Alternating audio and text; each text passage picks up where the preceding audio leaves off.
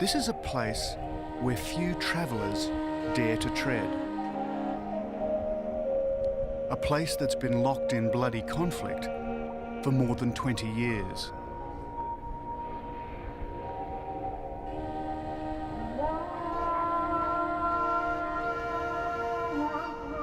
But beyond the conflict is a land of extraordinary beauty, a place that was once the fountainhead of one of the world's oldest beliefs.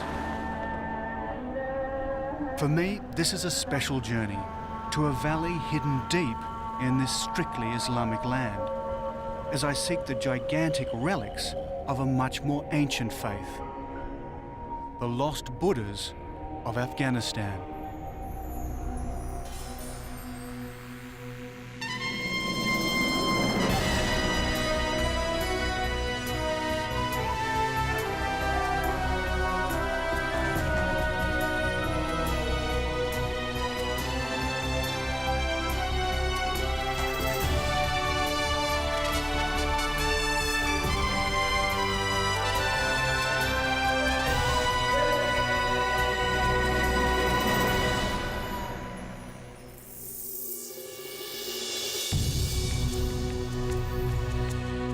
This is a picture of Afghanistan you've probably never seen.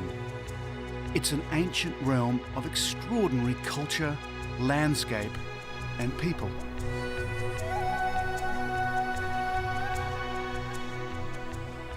My name is David Adams. I'm a photojournalist who specialises in travelling to the ends of the earth. And that's one of the reasons I'm here. Because hidden away in the remote Bamiyan Valley are one of the unknown wonders of the world. Some of the oldest images of the Buddha, gigantic statues which few Westerners have ever seen. This was the place I remembered, a country torn apart by war.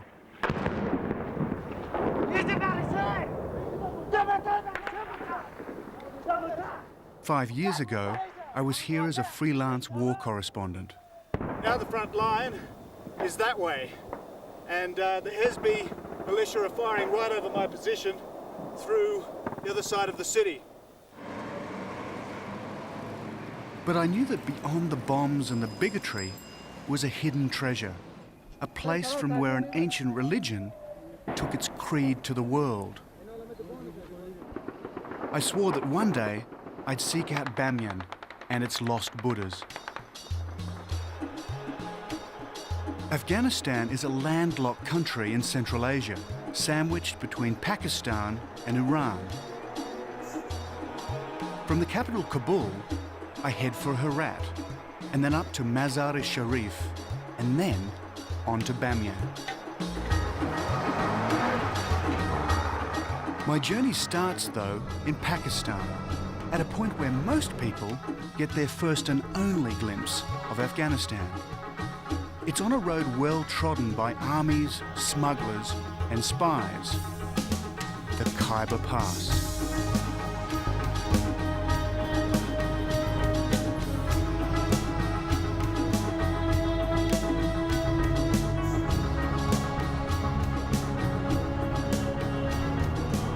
A bus takes me on the first leg of my journey, and for the first 40 miles, we pass through the tribal area, a region run by autonomous chieftains. As a Westerner, I must take an armed guard because kidnapping and banditry are rife here.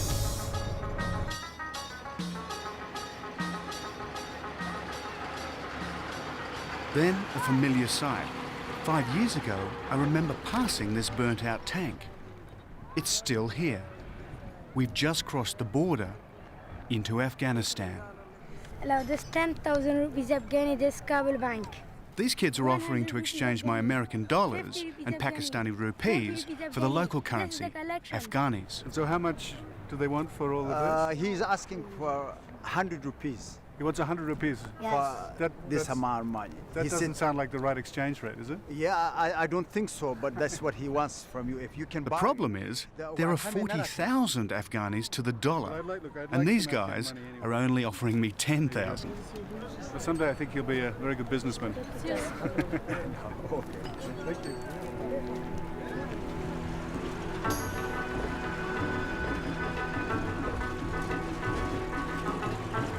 After being so pleasantly fleeced by the kids, I hire an old Russian army jeep at the border. With it comes my driver Aziz and the man who'd be my guide, Abdul. And off we set towards the spectacular Hindu Kush.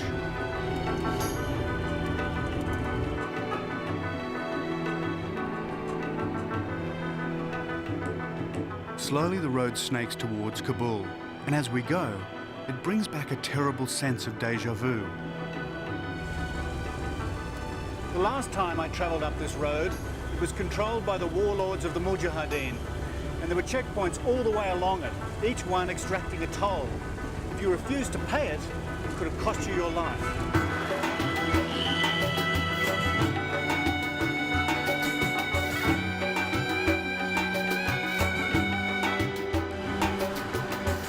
But for the moment, this part of Afghanistan is relatively peaceful. Soon, I get my first glimpse of the capital, Kabul.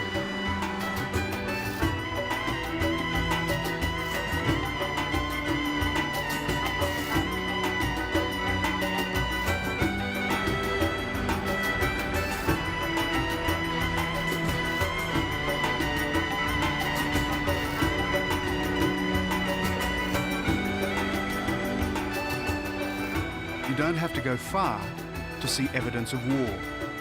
Everywhere, there's rubble. We film discreetly. Photography of humans is officially banned in Afghanistan. And because this is a country suffering from trade sanctions, Westerners aren't that popular. The people got no food to eat. Some of them, they are deprived from basic human needs. So of course they are not happy, and of course they are part of it. They are blaming the Western countries. So they feel totally abandoned by Yeah, the of course. international The community. people say we didn't commit any crime. Why they have to impose sanctions on us? In Kabul, the law only allows foreigners to stay in one hotel, and one hotel alone, the Continental. It's an ugly building, not improved by the ravages of war.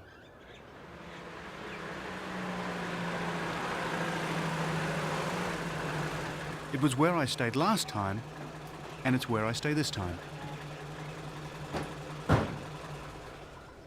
And what a lineup. One of the great tenets of Islam is that all visitors must be honoured, Hello. How are you? Good to whatever see their country or religion. you. Good. Hello. Hello. How are you? Salam alaikum. Hello. Nice to meet you.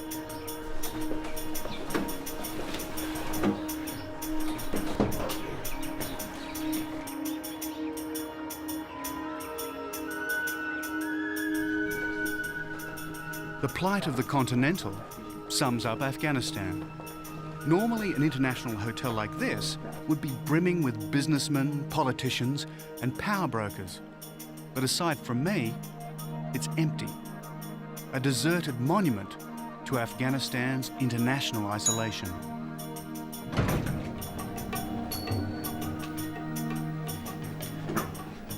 After years of shelling, many of the windows are still covered in plastic. There's a shortage of glass. And I'm glad that I wasn't here when these rounds hit.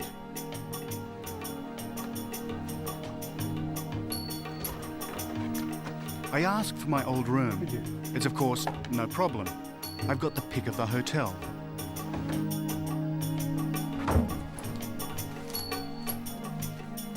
Great. Thank you very much. Thank you, sir. That's great. Thank you very much. And it's still got the best view in town.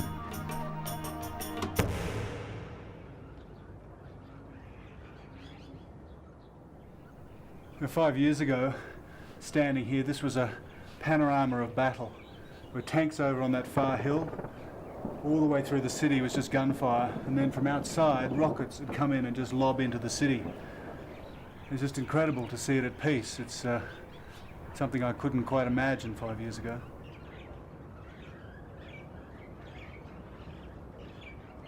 But I want to go back to where I was as a correspondent, the front line. The killing grounds of Kabul, where I'd witnessed so much death and suffering. And it wasn't just the humans who suffered. What's so amazing is that the Kabul Zoo is still here. Even more surprising, so are some of the animals, and in surprisingly good condition too, since they were creatures caught in the crossfire.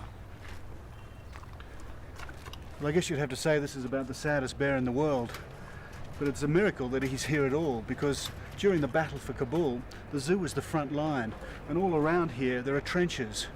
What's incredible is that the zookeepers stayed here during all that fighting and tended the animals. And they also looked after the trees because everybody wanted to cut them down for firewood. It's just one of those amazing stories that comes out of war. The bear was unharmed, but the lion was hurt when a grenade was lobbed into his cage. He's blind, but alive.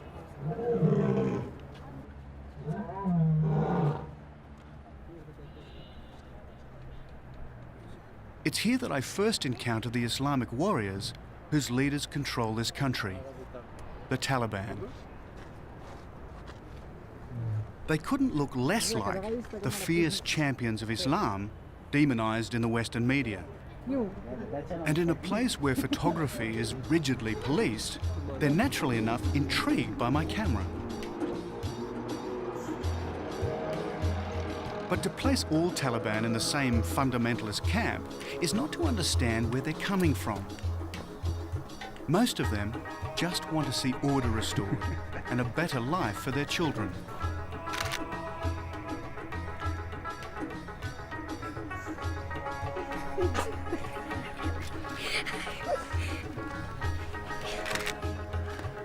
Imagine being a kid growing up with this as your playground. A lot of this has been demined and a lot of the unexploded bombs been taken out. A lot of children lose their legs just having fun.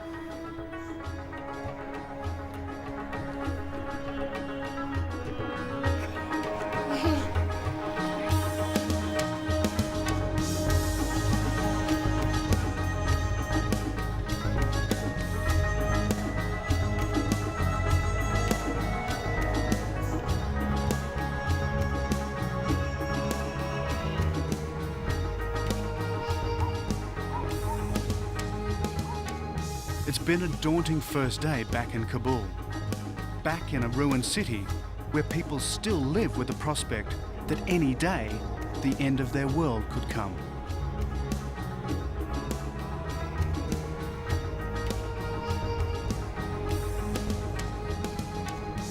I've been invited here to take photos. Yet this is a country where under the Taliban's Islamic code, there are severe restrictions on taking photographs. Tomorrow, I get a permit. But as I was to discover, getting the permit is one thing, making it work, quite another.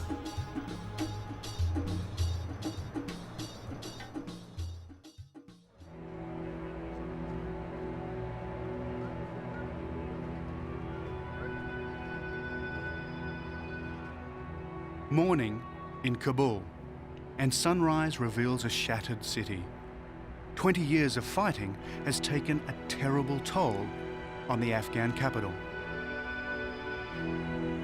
This was once the Shah's mausoleum, and this was the old royal palace. Today, they're little more than rubble. But with Shahs and emperors long gone, shepherds run their sheep in the royal grounds.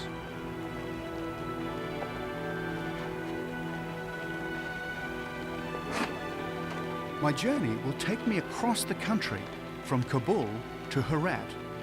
But before I leave, I need permission from the Ministry of Information to travel to the great Buddhas of Bamiyan. And for that, I'll have to wait. And all the time, I'm being watched.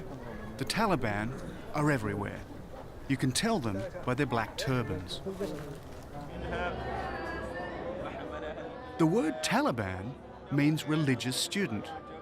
And at the religious school, or the madrasa, they learn the Quran by rote, all 114 chapters of it. By doing this, they hope to interpret Islamic law in a pure, uncontaminated way. Or that's the theory. As a force for change, the Taliban have only been around since 1996. Even so, their rules for living are based on an 8th century text. It determines everything they do, even whether or not I can take photographs. But time is running short if I want to get to the Bamiyan Buddhas. There's still no word from the ministry, so it's time to do a bit of public relations. If an army marches on its stomach, let's see if I can appeal to the Talibans. Hidden in a back street is a kitchen, and I love cooking pasta. Well, what I'm going to cook for the Afghans around here is what's called puttanesca, and it's an Italian pasta. First thing we do is cut up lovely fresh tomatoes. But be warned, they're often fertilized with human waste, so wash them very carefully. There's actually a very funny story about a guy who was wanting to smuggle opium out of Afghanistan, and to hide the smell, he actually put the opium down underneath a truckload of onions. Of course, he gets to the border and he gets arrested for smuggling onions, because you're not allowed to take onions out of Afghanistan. They didn't care about the opium. By now, I'm acquiring quite an audience. The sight of a Westerner cooking for Afghans must be strange indeed. And that is puttanesca, Afghan style. See, I'm very hungry. If you pass that round. Oh, thank you. Oh, thanks a lot. Now for the moment of truth. Well, I'm very pleased. Oh, it's very delicious. I think Afghans are just very polite.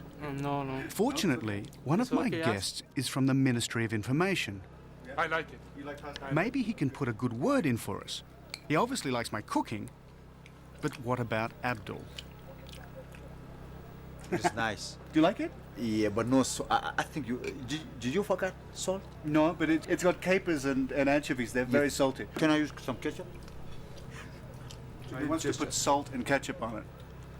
Okay, I don't think I'm going to change the culinary tastes of Afghanistan in one meal, but we can but try. Well, it seems to have worked. In the morning, I'm summoned to meet Mr. Fayaz Mohammed Fayaz, Taliban head of information. And as spokesman for the Minister of Foreign Affairs, he's a powerful man indeed. Maybe he can grant me permission to see the Buddhas. We are very happy that with the formation of Islamic Emirate of Afghanistan, from the very beginning, has brought security or stability to the country. But Mr. Fayaz is also a religious scholar and a strict adherent of Quranic law. So on the one hand, his law forbids the depiction of any human image. On the other, he wants to rebuild tourism and promote Afghanistan to the world. That's his dilemma. He doesn't want to be filmed, but to get his message out, he has to be. And what do you want the outside world most to understand about the administration here in Afghanistan? We have put an end to the anarchy, to the civil war in the country, and with that, not only the tourists, but even the journalists could freely visit all corners of the country, and they could succeed to go wherever they wanted, and they could succeed visited many places. And that includes us. We get the go-ahead. Ironically, to celebrate the good news, Abdul takes Mr. Fayaz's photograph with my Polaroid camera. So we can go where we like and film who we like? Well, not exactly. What Mr. Fayaz neglects to tell us is that we're still not allowed to film people in towns. Nor does he warn us that he has no control over the most powerful government agency in Afghanistan, the dreaded Ministry for the Promotion of Virtue and the Prevention of Vice. The spies of these religious police are everywhere, invisible but always present. So all filming must be done very discreetly. Now, we've been given a permit to film in Afghanistan, the first film crew to be allowed to do so by the Taliban government.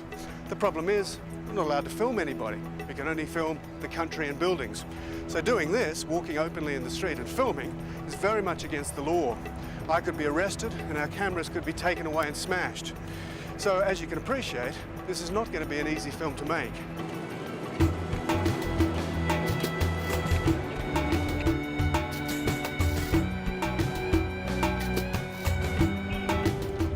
So unsure of exactly what lies in store, we fire up our Jeep and head for the airport.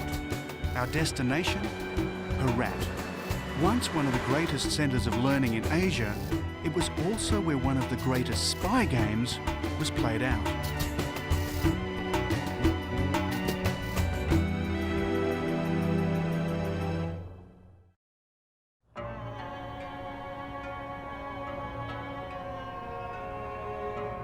The Afghan city of Herat is 400 miles west of Kabul as the crow flies, and it's been a battleground for thousands of years.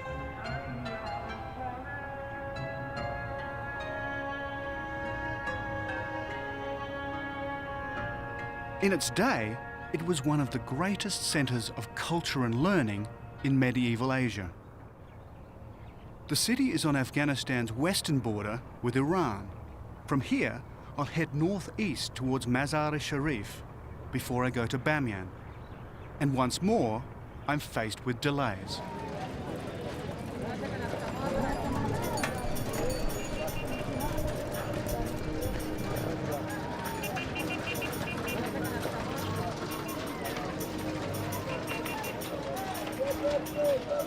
Abdul heads out to try and get us filming permits, reminding us that in Herat, we're not high on the Taliban's list of priorities. The Taliban, from the very beginning, they were under criticism from Western media. And that is why they are paranoid.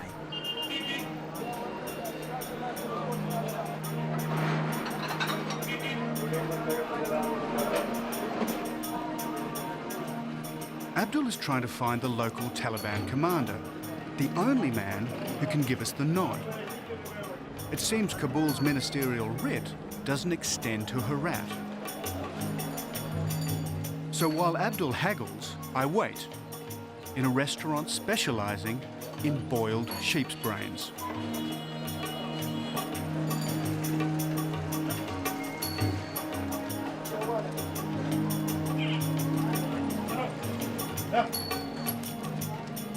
The minutes turn to hours. My day has been a write-off.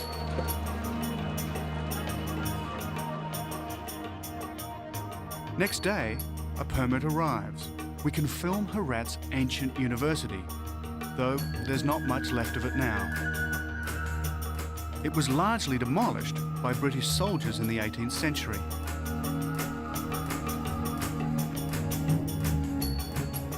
Earthquakes and war destroyed the rest, but miraculously, the minarets remain. Not even Russian shells managed to fell them.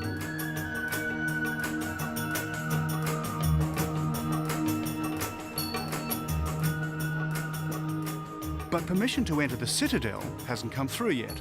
So to fill in time, I explore a local antique shop. Hello. Hello, how are you? Very good. Good morning.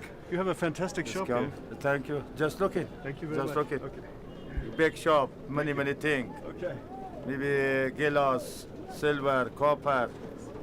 Just look it. Just look it. In a way, it's like a junk shop of history, filled with discarded objects from Afghanistan's turbulent past. Banknotes from Imperial Russia, shoes from a Shah's harem, coins reputedly minted at the time of Alexander the Great. And if you like old weapons, a particularly deadly gun. This looks like probably the most famous guns in Afghanistan. They're called the Gazelle, and it's what the Afghans used to fight the British for probably the First and Second Wars. And they used to fire these off their horses, this low butt, and they used to hold them very, very high like this. Incredible weapon, I think incredibly hard to aim, but apparently they were very good, very accurate. But this is what I'm really after. Glassware that's unique to this shop.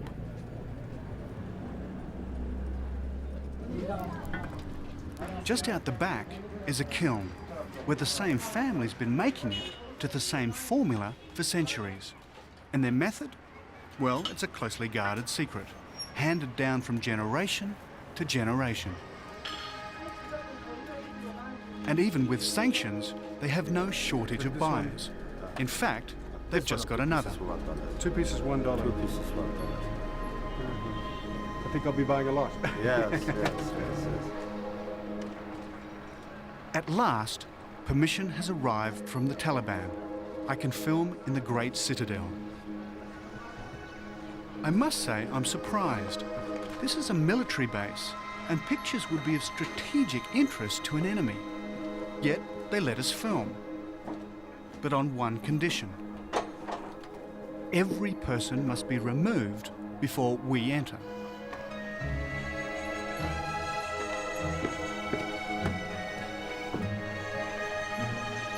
I'd always wanted to explore this fortress because of its role in a forgotten piece of 19th century history.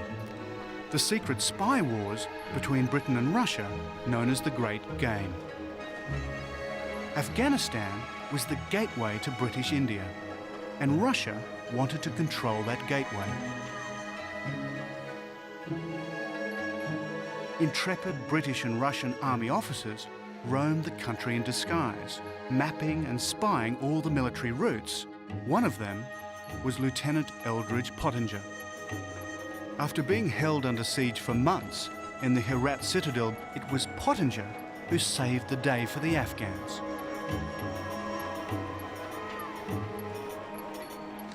Finally, the Persians began to breach the walls, and the Afghans on this side seemed everything was lost. The Grand Vizier sat down in the dust. He was going to give up. But Pottinger grabbed him by the scruff of the neck and marched him towards the invading Persians with his sword waving in the air. This absolutely terrified the Persians. They all fell back, and then the Afghans within the fort followed them out, and they saved the city. Incredible story.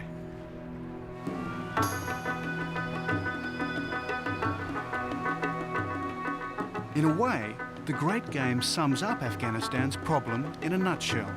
It's a country sandwiched between rival empires. So for invading armies, it's always been a battlefield on the way to somewhere else. How any of these armies were able to move through Afghanistan boggles the mind. The roads through the mountains are appalling. I'm now heading north, slowly drawing closer to the battlefront and the killing fields, the deadly legacy of more than 20 years of war.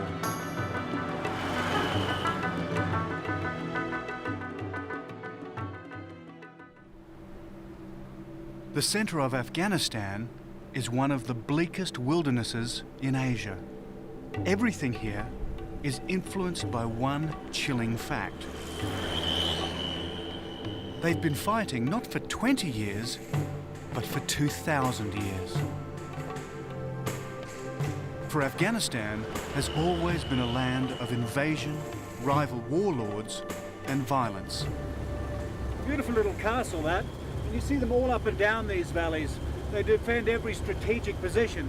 The trouble is, when you're traveling in Afghanistan, you've got to be really careful if you want to go and explore one, because they're covered in minefields from both the Russian time and also from the Civil War.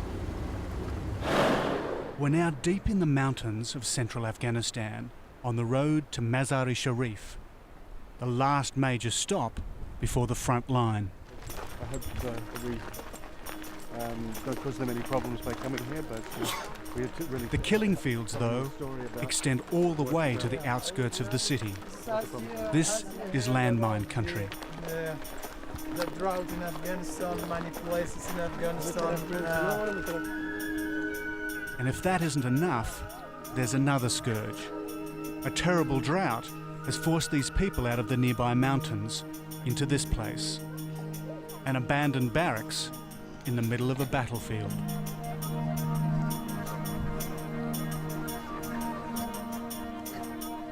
Unexploded shells and landmines are everywhere.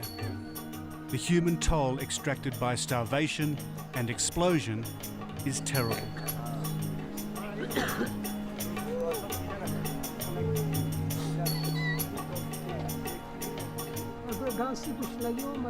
This man has lost 3 of his 5 children in the last 2 weeks.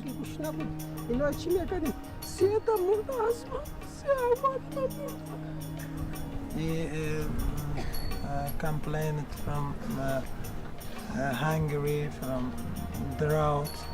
Does he have enough to eat now? Still not enough. Still, they are hungry.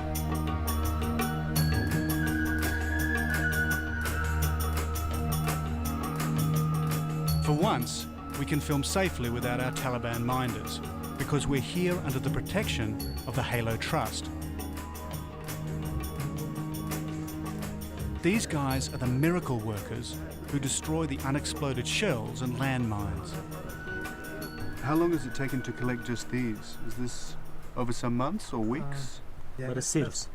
a serious? A serious is what. It's as he says, in 3 days we collected all of 3 these. days? 3 days, yeah. That's incredible. So every 3 days you find this many Yeah, in yeah, these fields? absolutely.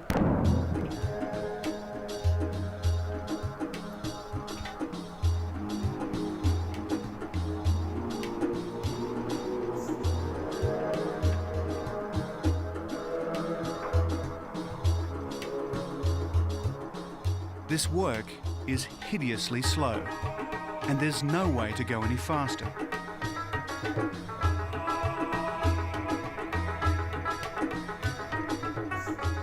If you hurry this process, you make mistakes. And mistakes lead to a single result: death.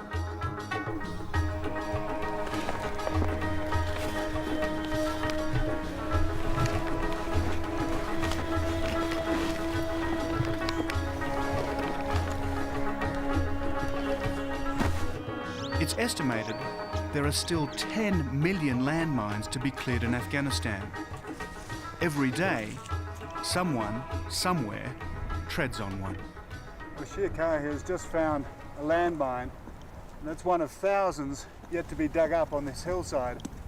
And behind me, this valley, in 3 years, they've cleared upwards of 1,800 mines, more than 3,000 unexploded bombs and rockets, and nearly 70 anti-tank mines. Probably take 10 years to clear all the high priority areas in Afghanistan. That's where people live. But that's only if the support and the money to pay for it continues.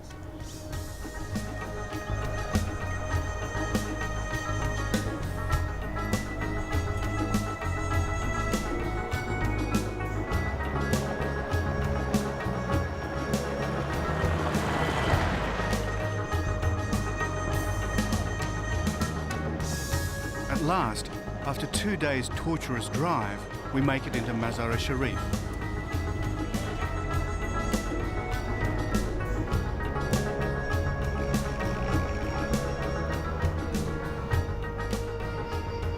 Despite all the fighting, one building has managed to survive all the shells and bombs: the Great Blue Mosque. This time, there's no problem with filming.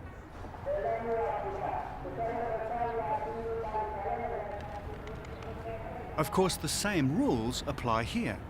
No photography of human faces. So the Taliban clear everybody out of the mosque. I feel a bit guilty. It's almost noon, time for prayers. But rules are rules. No one may stray in front of our cameras. This is one of the holiest shrines in Islam. It's the burial place of Muhammad's son-in-law, Hazrat Ali. Not only is it a spiritual place, but it's one of the most beautiful mosques in the entire Muslim world.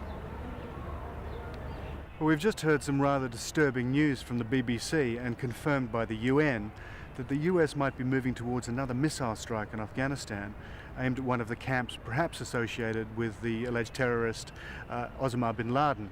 And we can't confirm that, but I've got to say, standing here in this beautiful, serene place, it's incredible to believe that maybe only 40 kilometres away, cruise missiles will be landing in the next few hours. On hearing this, the UN pull out. Other foreign aid agencies follow suit, and paranoia reigns.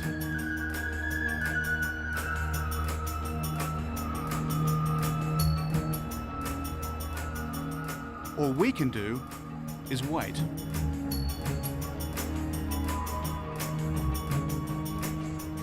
Two days later, and nothing has happened. This time, the missiles don't come. But false alarms like this are part of daily life here. Never knowing when a bomb might fall is just another pressure on a country already living on the edge.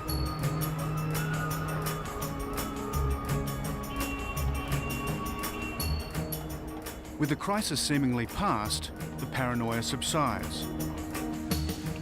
And I want to visit the ruins of one of the oldest cities on Earth.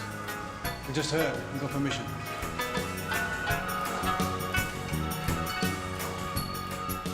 Once more, Afghanistan's violent history rises to confront us. This time, the timeline is 3,000 years.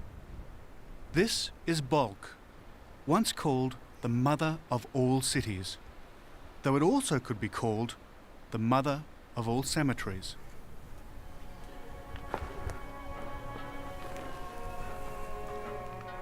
You know, wandering around places like this is boring to a lot of people. It's just a bunch of stones and bones.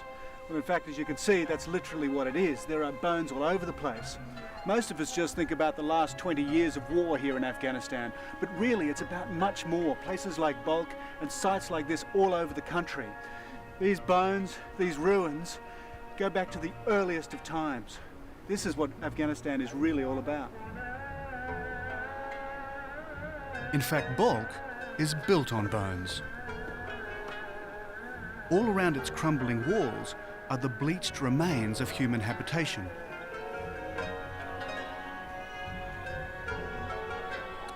Every time the city was sacked, what was left of the population simply rebuilt it. If anything sums up Afghanistan's violent history, it's Balkh. Over 3,000 years, it's been sacked an almost unbelievable 700 times. Is it any wonder that the Afghans are crying out for peace? Peace is a very important thing. It's not an ordinary thing. You see, everything comes from peace. Now, if you got peace, you will have school. If you got peace, you can work. If you got peace, I mean, you don't have to travel from one place to another to be a refugee.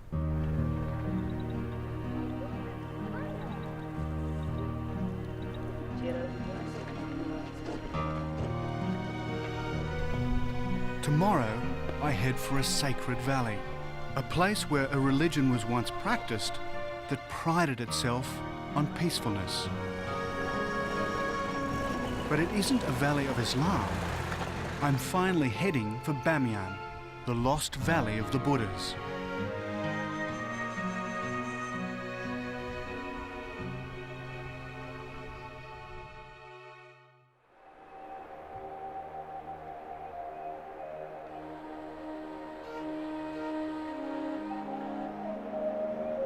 It's autumn in Afghanistan, and when I first set eyes on the Bamiyan Valley, I'm astounded by its beauty.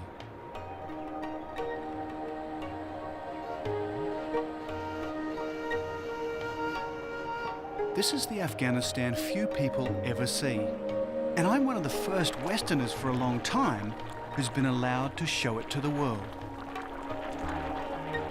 The last sector of my journey has taken me from Mazar-e Sharif into the heart of the Hindu Kush.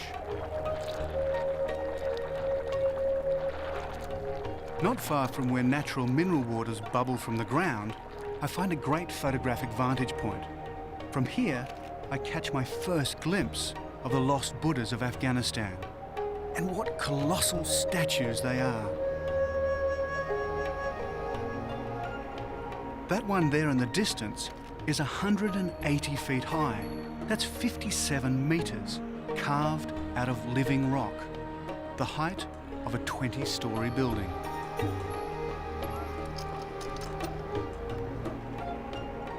But I want to get much closer. For that, I need permission. So I climb the Bamiyan citadel and ask the Taliban.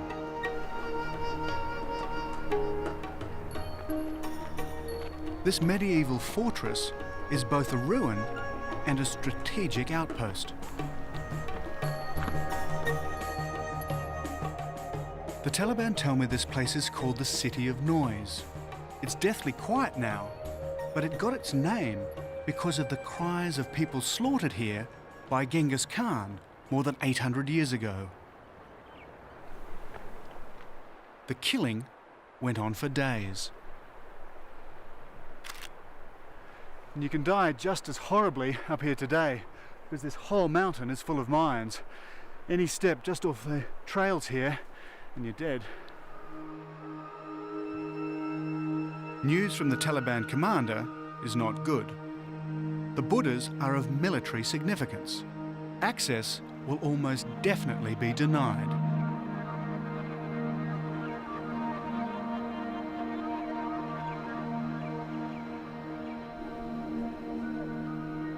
While Abdul keeps up the pressure, we stay in the local village. These are the Hazara people, and I'm told the Taliban would rather we didn't have much contact with them.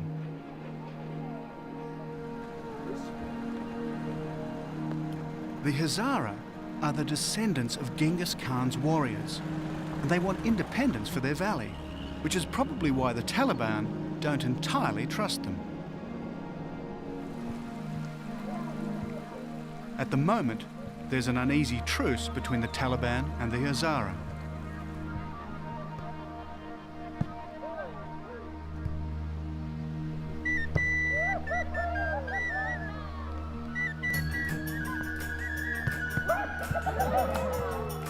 But the Hazara not only seem to want contact with us, they want me to play in one of their volleyball teams.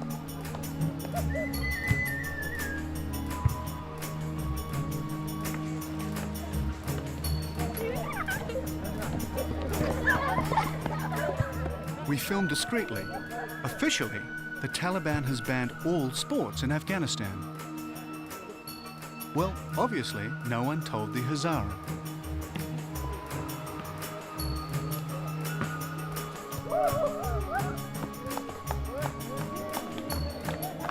The following morning, there's an urgent summons, and I hope it doesn't mean trouble.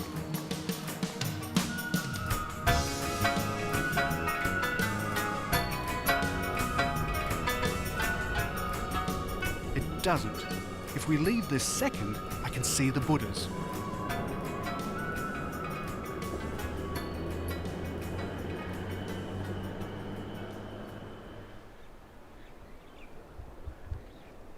But when I get there, it's not quite what I expected. It's ancient, all right. It's definitely beautiful, but it's small.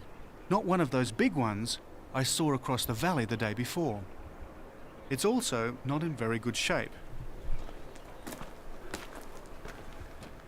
But the irony is, the very nature of this sculpture was the cause of its destruction, because Muslims abhor the worship of idols. And so from about the 7th century, Muslim pilgrims coming through this valley simply obeyed their religion. And this is the result. But there's an even greater irony. Buddhism was also a religion that abhorred idols. Over 2,000 years ago, the Buddha was represented by a symbol, usually a footprint or a wheel. But then a great change in Buddhism took place, and it took place right here. The kings who ruled Bamiyan launched a new, humanized form of Buddhism by turning the Buddha into a recognizable man. So the Bamiyan Buddhas are not only some of the biggest, they are some of the oldest in the world. But for me, they're so tantalizingly near and yet so frustratingly far away.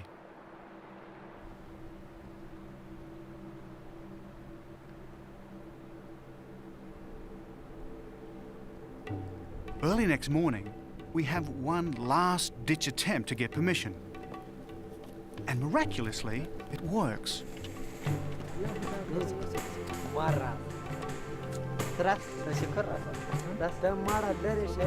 The Taliban commander will let us see the giant Buddhas in return for a favour. He wants me to take his photograph. So once again, in a country which bans photography of the human form, this is not the time to point out inconsistencies in anyone's logic. Make it warm. You can go fast. There you are? That's good.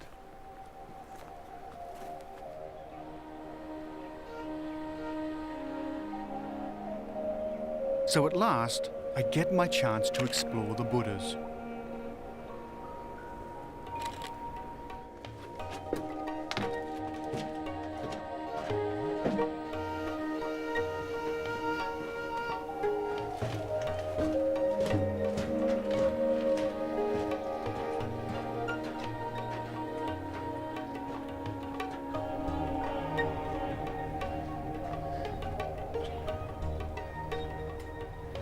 They've been allowed to fall into ruin for 1,000 years or more.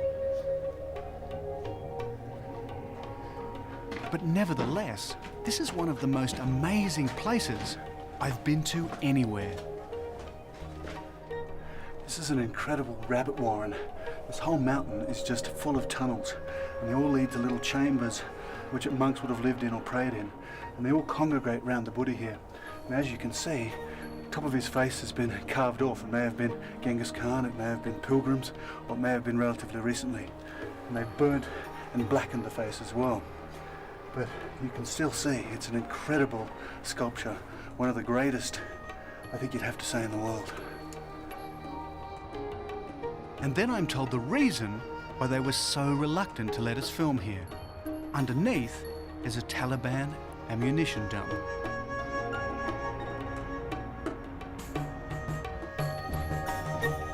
I'm only allowed a few minutes, but it's all I need. Suddenly, the frustrations and delays are long forgotten. Just think, this is the place where the Buddha in human form was taken to the world.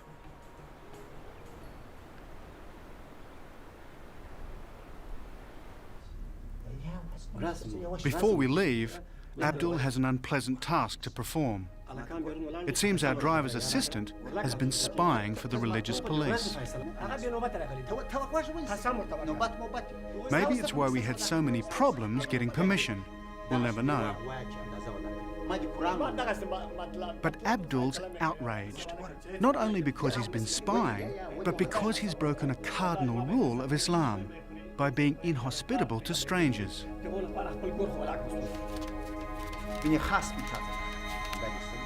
We pay him out and head for the border. Okay. Thank you. See you later.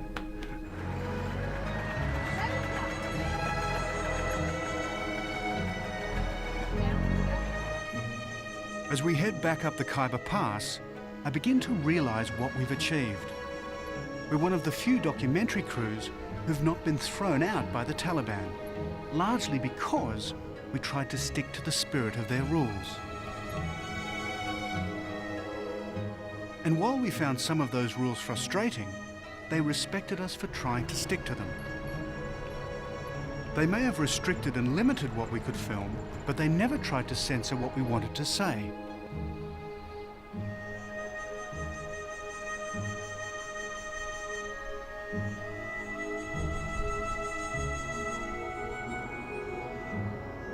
So as I pass the burnt-out tank yet again, I wonder if it'll still be here the next time I pass this way.